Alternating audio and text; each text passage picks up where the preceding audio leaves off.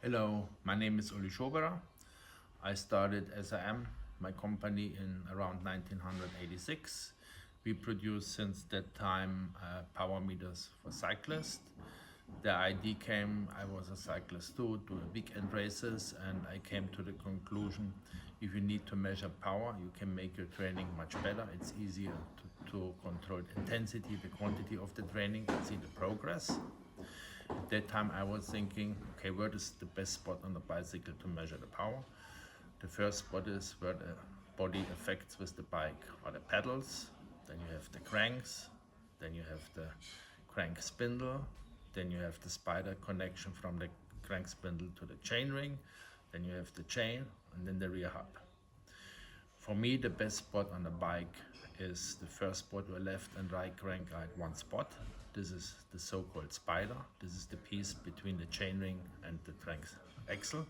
It's easy to measure there because you have only there the forces you want to measure. That means to measure power you need the torque and the angular velocity. It's there available.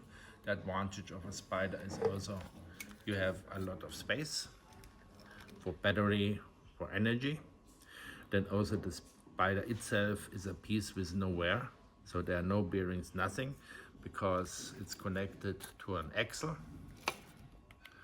And on the outside are the chain rings and the crank. And all pieces that wear, like the chain rings, the axles or the crank, you can replace. Then also the spider is on a very safe spot on the bike, like at a crash, whatever. It is not the first thing that hits the road. Besides this also we make pedals. Pedal has a big advantage. There's only one standard of a tread, so it's easy to put from one bike to the other. It's easy if you go traveling, you can put the pedal in your shoe, go somewhere else, and then you have your own power meter and the pedals. The disadvantage of a pedal is there's not much space for storage of energy.